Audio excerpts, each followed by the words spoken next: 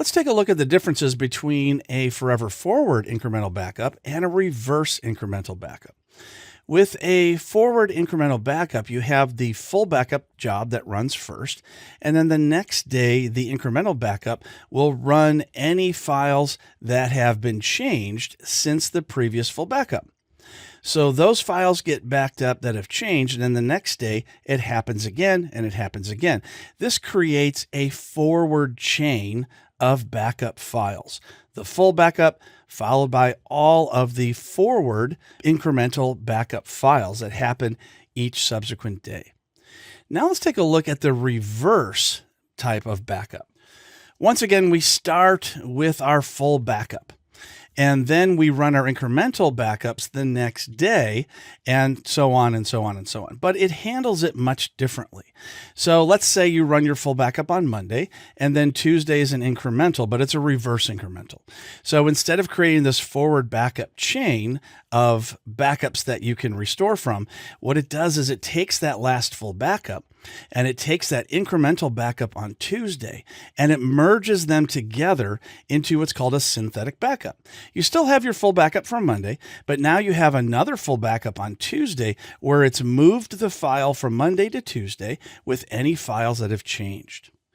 And then we get to Wednesday. Wednesday, more files are added, more files are changed. So what it's going to do, once again, is it's going to move that Tuesday synthetic backup into Wednesday, and it's going to add in any files that have changed from Tuesday to Wednesday.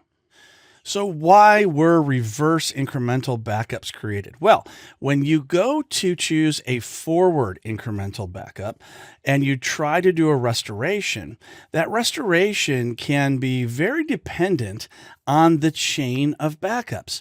So if your full backup is on Monday and you want to do a full complete restoration on Friday and you have your Wednesday incremental fail or it becomes corrupt, when you try to do your restore, then you may end up failing trying to restore your full backup, including all those files that have changed since Monday. And that's because it's dependent on that chain not breaking. Now, if you do a reverse incremental, that can't happen because I've got a full backup on Monday. I got a full backup on Tuesday, Wednesday, Thursday, and Friday. So by Friday, I've got a full synthesized backup that includes all of the files from Monday, along with all the changed files every day up until Friday. So it becomes more reliable when you try to do a restoration than when using a forward lookup. Let's take a look at this inside the Veeam application. I'm in Veeam Backup and Replication in my backup section. I'm going to go to where it says Hyper-V Backup.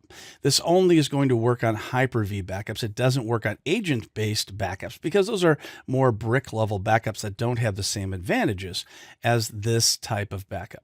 So I'm going to right-click and choose Edit, and then I'm going to go into the storage area off to the left, followed by the Advanced button. And here we see the default is incremental, which is a forward incremental. If I choose reverse, then I can now have that advantage that I was talking about earlier. But as is with just about everything, there are advantages and disadvantages to the decisions that we make. If we choose the reverse incremental, you can see it's slower, and that's because it moves that full backup file forward. It doesn't mean I'm doing a full backup every night. It just moves the file forward from that last backup. And that can take up a lot of space. It can also take up a lot of time doing all of the movement of the files, all the CPU cycles, the hard drive IOs, all those different things take time. So it's possible that the job may not even be completed by the time you get in the next day, and that might cause some slowness for your users. However, if I choose the forward incremental, which is the recommended one, then of course you have the risk of that chain being broken when you want to do a full restoration. Also, you do have some advantages. The advantages are it uses less space, it's much quicker to back up, and it's great for targets that have poor responsiveness. So there are advantages for the forward and there are advantages for the reverse. So you can decide which options are going to be best for you.